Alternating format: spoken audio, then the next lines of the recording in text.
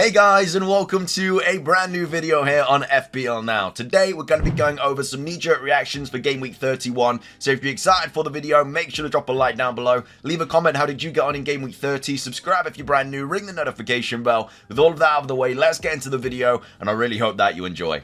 So, starting things off, how did I get on in Game Week 30? A very small red arrow. I went from like 27k to 28k, so not the worst thing in the world, but I definitely made some wrong decisions, 100%. So I finished on 58 points, a game week rank of 4.7 mil. Kepa got me 3 points, Botman got me 1, Trippier got me 1, and Chilwell got 0. Now, I didn't watch any of the games because I was out all of Saturday, and so when I saw that Chilwell had got a 0, I was like, okay, that's not the worst case scenario because Henry has got 5 points. He'll come on and he'll get me 5 points, which, you know, I was really happy about because I haven't had any Henry points since I brought him in, apart from like a clean sheet, I think. But either way, no, it turns out he actually got benched, then got brought on, and then also got yellow carded. So just a big fat 0 from Chilwell. Again, obviously being rested for Champions League and stuff, but still really annoying.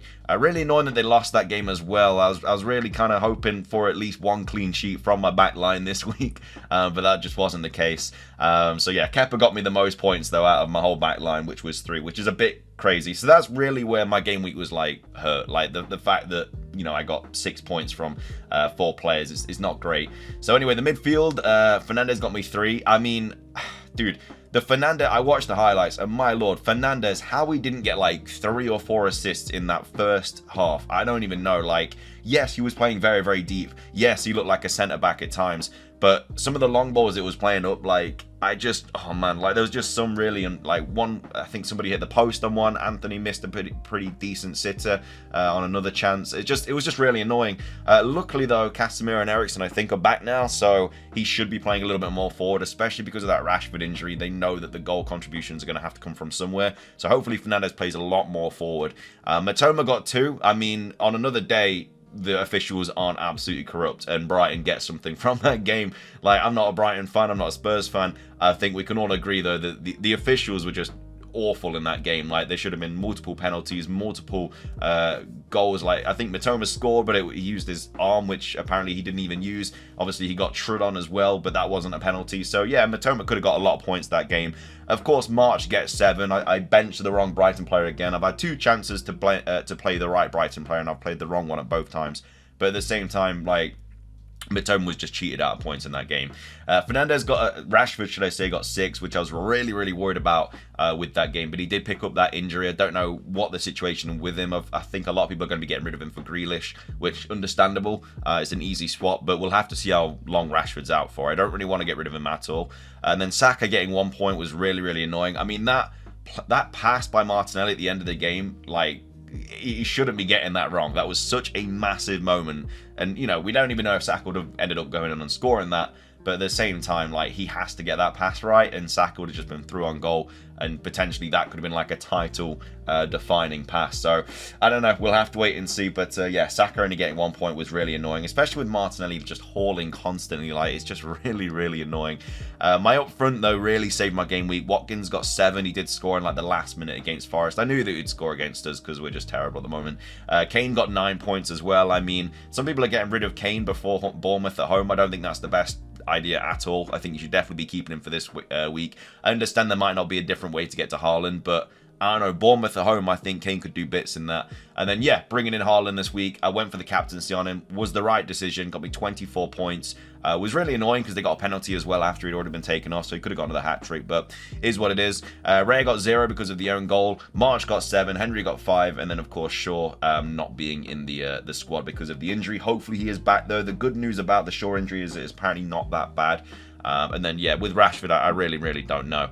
So that's how my game week 30 went. Not great. It was a little bit annoying. I was on a green arrow until the Liverpool game, but it is what it is. So, moving on to the knee-jerk reactions for game week 31. Lo and behold, Grealish being brought in by a lot of people. Obviously, it's because of the Rashford injury and because Grealish is just, I think he just registered 2 back-to-back double point hauls. So yeah, Grealish being brought in by over 200,000 people, Haaland being brought in by over 100,000 people, completely understandable. I mean, these players do blank in game week 34, so unless you've got your in game week 32, should I say, so unless you've got a free hit, I don't think loading up on these players that do not play is the best idea, because United blank, Brighton blank, City blank, you know, you kind of need a way around that. But either way, yeah, Grealish and Haaland being brought in by a lot of people, Martinelli being brought in by a lot of people as well. I mean, that West Ham game, you'd expect Martinelli to do bits. I mean, like I say, he's just hauling constantly. They've got some nice fixtures as well up until City, you know, West Ham away and Southampton at home. You know, I would like at least one Arsenal player for those, and hopefully Saka hauls. I mean, he did get 2 back-to-back 1-pointers, but obviously the week before I did captain and he got like that 36-pointers. So it's one of those apples and oranges, but at the same time, hopefully, you know, it was just because of the yellow card and stuff, but hopefully he does come good in West Ham, and he does get a few points for him. And then Mings as well being brought in by a lot of players. I mean, like, Aston Villa are just playing really, really well. Like, there's even talk about European football for them, and it's fair enough. Like, just look at the latest games that they've had since Everton. Win, draw, win. Like, I know they've been playing a lot of the relegation teams like Forest, Leicester, Bournemouth, West Ham, Crystal Palace and Everton. Literally the only relegation team that isn't in that list is Chelsea, who obviously are having a terrible season anyway, but that was still away and they still had to win that game. So fair play, Villa, really, really good options at the moment. I mean, Newcastle I don't think is the best kind of game to be bringing in a Villa defender against. I mean, Brentford, Fulham, I mean, Wolves have still got to play. There's no more doubles on the horizon, which is a little bit off-putting. But if you do need a little bit of money, then I completely understand why people are bringing in Tyrone Mings, just because he's 4.5. You know, he's playing in that defend 90 minutes man.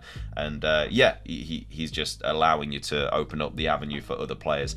And then Ben White also being brought in by a lot of players this week. Again, really two really nice fixtures coming up. The only off-putting thing about Arsenal is they don't have any doubles coming up, and when there's teams like City that are going to double, there's also teams like United that are going to double, Brighton that are going to double. You kind of need to make sure you've got players from those teams first, in my personal opinion, just because it's just a maths game, innit? Like, the more games you get, you'd like to think the more points would you get. That's obviously not always the case, but especially with the big teams like your Cities, Uniteds and stuff, where they should be winning like most of the games they play, you would want more players from those teams.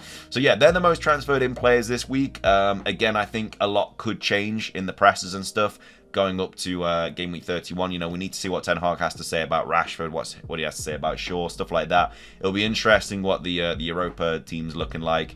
But either way, they are the most brought in players, the most transferred out players. We do have Rashford #1 spot, 220,000 people bringing him out. Again, if he's fine, I think people are going to definitely regret that, because they do have Forest away in the next fixture.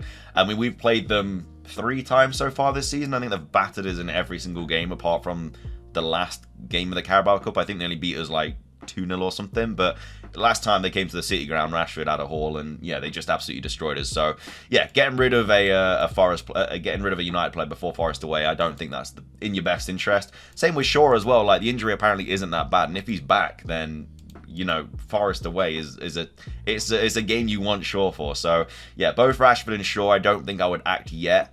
I would definitely wait to see what Ten Hag says in the press conference and stuff like that. Saliba, again, we don't know how long he's out for. I understand why people are getting rid of him. They probably will just be switching to a Brighton defender or a City defender or Ben White or something like that. Completely understandable. And then as well as that, Maddison being brought by a lot of teams as well. I mean, I understand, like, you kind of brought him on a wild card. He had some nice fixtures coming up. Obviously, Bournemouth at home was really unfortunate. He's just not really delivered, you know, from the last weeks. I mean, if you'd brought him in on that, like, after the Spurs game, which a lot of people might have done because he did kind of haul in that game, 2-0, 1-2, 4-2, 2-2. I mean, it's just really, really unlucky. And then they've got City away. I mean, Wolves, Leeds and Everton, like, the relegation battle, like, I don't know. For me, as a Forest fan, I'm not hugely optimistic. I don't think that we'll stay up. Just that some of the fixtures we've got left, we've got Arsenal, Liverpool, United. Like, it's very unlikely we stay up. Whereas Leicester have got Wolves, Leeds, Everton, all these big kind of like relegation battles. So yeah, I think Leicester are more likely to stay up, but at the same time, they are absolutely poor at the moment. You know, the Jesse March talks have fell through. We'll have to see what happens, but I mean, if you're a neutral, then you must be loving the relegation battle.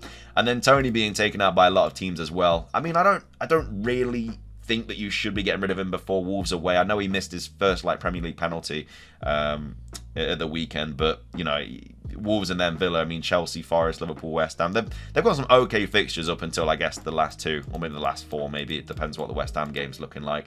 But these 4 next fixtures, I think he's a hold, unless you're getting rid of him for a Haaland or something like that. But anyway, that is going to be all of the knee-jerk reactions for Game Week 30. Let me know how you guys for Game Week 31. Should I say? Let me know how you got on in Game Week 30. How many points you got? What your rank is now and stuff. Because we've not got many game weeks left, so it's going to be getting kind of down to the end of the season. We'll see what happens. But thank you for watching. If you enjoyed, drop a like, leave a comment, subscribe if you're brand new. That's everything from me. Have a fantastic rest of your day, and until next time, peace.